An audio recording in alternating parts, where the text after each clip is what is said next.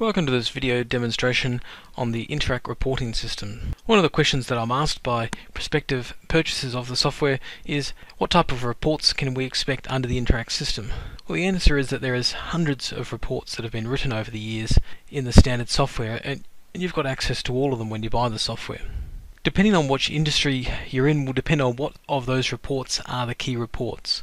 If you want to look at the financial reports, there is a video on financial reports that you can see here that will run through most of the key ones there. In this video we're going to have a look at some of the other reports that are in the base software that don't look at the general ledger at all, but are relating to key performance indicators that may be of interest to people. From the main menu here, and I've got lots of modules turned on, but obviously you only need the modules that relate to you, I'm going to go into the jobs menu. And from here, once again with lots of modules turned on, I have to actually scroll across to see this, we've got the jobs reports menu.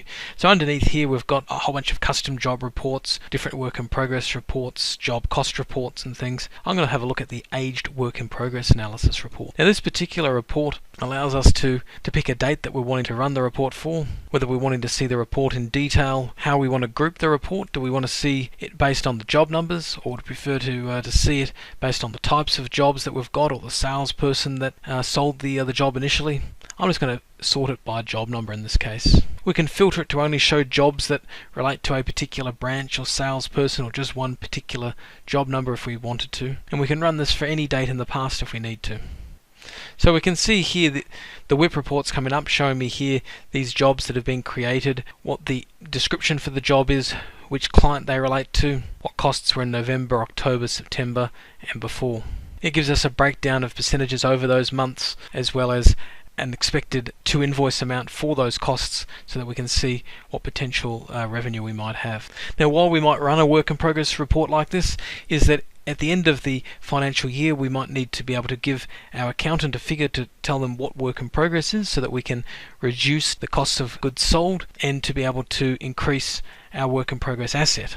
This will obviously mean that we get a more true reflection of how the company is actually progressing. We don't need to wait to the end of the financial year to run it. You could run this aged WIP report every month if you liked, and create a journal for each month, so that when you're looking at your profit and loss, you remove a lot of the spikes from months where you might have done a lot of outlaying of purchasing of materials, compared to months where you've raised a lot of invoices or claims but haven't necessarily had any costs, or a proportionate amount of costs in that month. And that's particularly important if you're only running a small number of jobs, obviously, but just as important, I guess, for people that are running many jobs and still need to be able to put a value to their WIP. We've also got, for people doing import shipment costing, a whole bunch of screens that we can go through for this, but we've got a goods in transit report as well.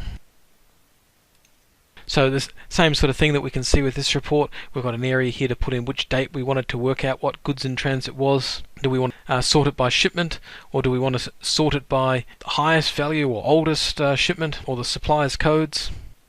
And it comes up telling me that I've got 2 shipments coming from this supplier. They've got these different purchase orders on them, and here's the values for them going forward. With all these reports, there's areas underneath here where we can get in to have a look at the data, drill back to have a look at the shipments or invoices that may relate to that report, and link them all through. So under the stock reports area, there are a lot of other reports that might be of interest to people. One of the key reports that we often run with people is this age stock analysis that tells us what the value of stock is as at a particular day. Now this report has quite a few options in it, as far as we can choose how we're wanting to group and sort it. So if we wanted to sort it by the groups of suppliers, and then by which branches they related to, or categories underneath those, we can see here that the report's actually broken down over the different product groups that we've got. So if we jump into steel products here, we can see all the different steel product codes, their descriptions, the quantities in stock and the values that those represent. But by just making some quick changes here to say, look, now we're wanting to look at the item level and group them by supplier, the exact same report comes out quite differently. Now these columns can overrun a little bit if you're, depending on which options you've picked, because it needs to be able to handle quite a lot of different variations and combinations of options there. But you can see here that through the 5 pages that we've got all the different values here and the total value in stock. So obviously things like this aged stock analysis and the aged goods in transit report are going to allow you to be able to run them as at any date, but we can also then compare those to the figures that we might see underneath the general ledger for the same sort of asset accounts.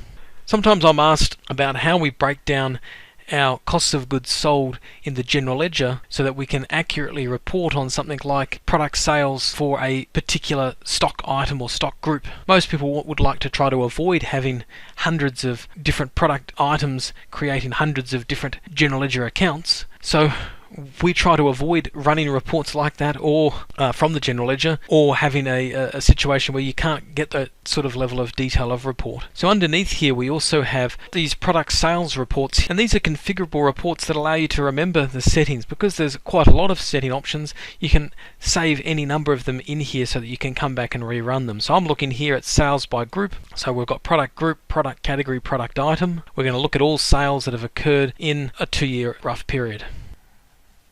And we can see here all the groups, categories and product items, quantities sold, credit notes or returns, sales, profitability on each of those items. But we can also choose to run filters on this report and say, look, we're only wanting to look at that data based on a particular salesperson or division or branch or type of sale. We've also got options to be able to export out that data from the list here if we wanted to, for some reason, manipulate that in a CSV file or create graphs or charts or anything relating to that from within the software. But the exact same report with a slightly different configuration, we can see here that this report is telling us monthly sales by product item by value.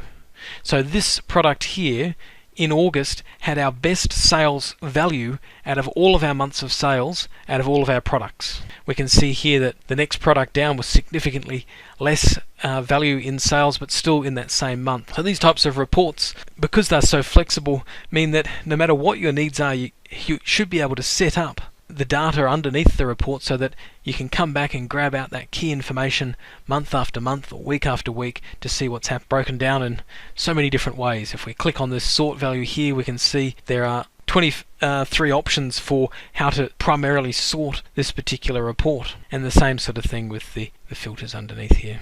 Some of the reports aren't so much reporting on data within the system, but they help in processes within the software. We're looking here at the Raise Purchase Orders auto purchasing routine, and this routine looks at all of the requirements for materials from anywhere in the software, from either sales, manufacturing jobs or projects. Looks at what of those items we don't currently have in stock, so therefore would need to buy, and suggests who we might try to buy those from, taking into account things like minimum order quantities, order multiples, minimum stocking levels as well if we want. Coming under here, we can figure what we're wanting to run for the report. Do we want to filter it in any way? And then hit this Run Create Purchase Orders. So the system thinks for a minute and then pops up with some purchase orders. Now it's actually done a little bit more than that as well. One of the items that we need for a sale is a manufactured item, so it's suggesting that we should create some manufacturing production runs to be able to produce that item. But here in the background, we've actually got the list of all of the other purchase orders that are going to need to be created. So if we jump into this one here, close this other window, we can see in here that we need 1,000 of these. That was the price for each of those, and that's what the value would be. This is just a pre-purchase order, so if we wanted to convert these purchase orders into real purchase orders, we just need to run this update routine. Before that, if we wanted to change the purchase orders, either the quantities or which suppliers were going to be sent which purchase orders, we could, or change the factory order as well to maybe order additional for stock. So now that it's finished running through that, all we need to do is hit this Print Purchase Orders, and we can see the list of purchase orders that are being created, the email addresses for those. We can hit this, email out those bottom 8 and print the top one. For some reason that supplier doesn't have one. Jumping in, we can see the details of what's going to be ordered. So there are other configurable reports within the software relating to job cost analysis or invoice register reports as well. So coming into the accounts receivable screen here, we've got our debtors reporting, and underneath here we've got invoice register reports, sales reports, age debtors reports. Obviously under creditors we've got a similar list of reports underneath there. And these invoice register reports are very similar to those stock reports we were looking at, in that we can configure them and set them up how we're wanting to. It can remember what we've set last time, and all we need to do is refresh the dates underneath here and run the report again. Now this particular report has been set up to sort by employee, so it's actually giving us the option to be able to view Andrew's sales for each month in the range, what his sales revenue has been, invoices, profitability.